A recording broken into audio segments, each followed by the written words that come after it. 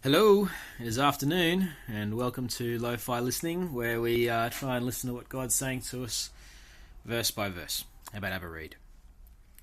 And I pray to you, and I pray that you, being rooted and established in love, may have power, together with all the Lord's holy people, to grasp how wide and long and high and deep is the love of Christ, and to know this love that surpasses knowledge, that you may be filled to the measure of all the fullness of God. Pardon me. Okay, moving on from the previous prayer of Paul for power. They needed power to be able to have Christ dwell in their hearts through faith yesterday. Today, there is another prayer for power, for enabling, this time to grasp something. I like the word grasp, and I don't know the Greek under it, but to get a hold of it, to get it. It's like, do you get it?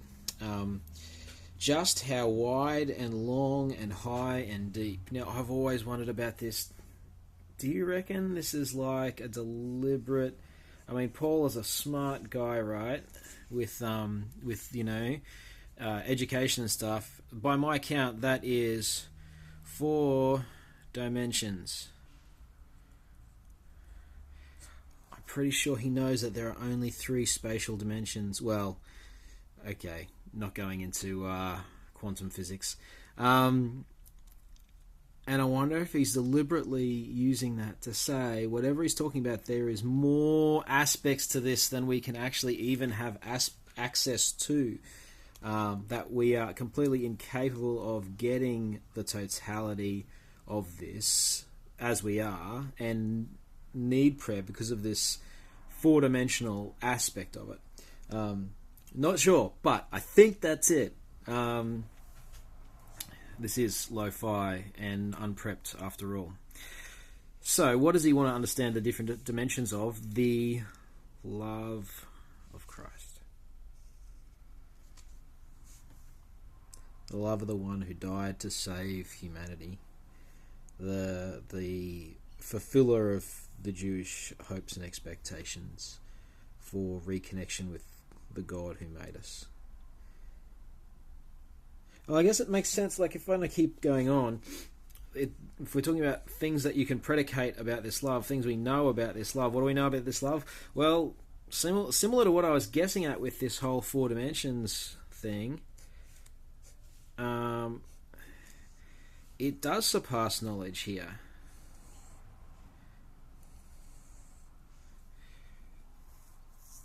This love is a surpassing knowledge love.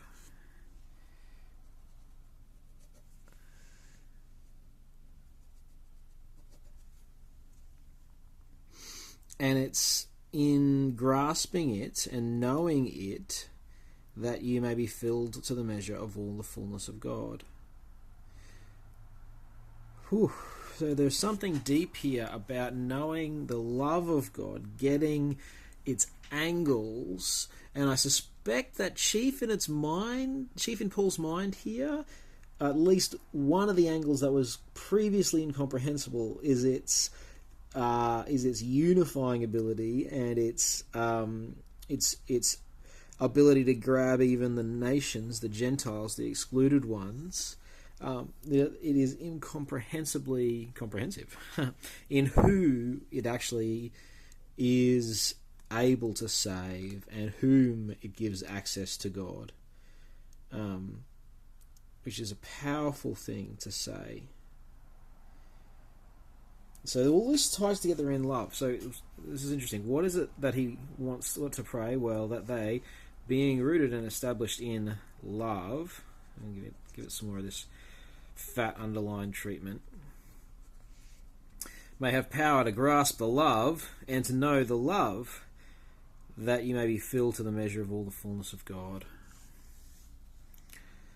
It's God's love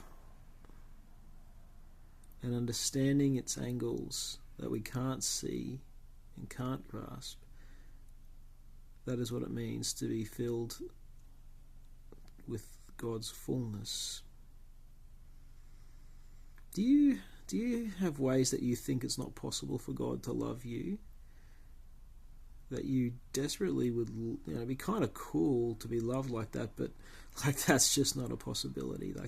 Here we go, I can do it. So here is imagine this is the set of all possible things, and being loved like that is exists I don't know, over here, because there's a Venn diagram, you got here, and so this is the diagram of being loved. Oh, sorry, this is the diagram of whether things are possible, and this is the circle of being loved, and there's no intersection between those two circles. It's not possible for me to be loved by God in this way. I think Paul's asking us to reconsider that.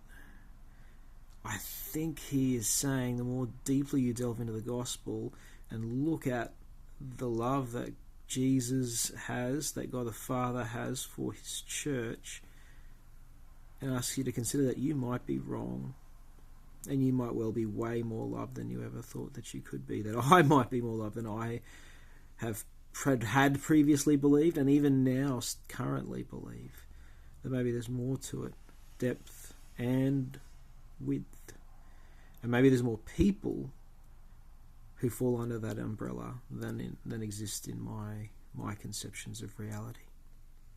Let's pray. Heavenly Father, thank you for your word, and thank you for this amazing little passage that blows my mind and blows my heart, and does warm it a little extent to which I can start to believe that maybe you really love me so much more deeply than I believe. Father, I pray for everyone listening that this exact prayer, that being rooted and established in your love, that they may have power together with all of the Lord's holy people from every nation to grasp how wide and long and high and deep is the love of Jesus, and to know this love that surpasses our knowledge, that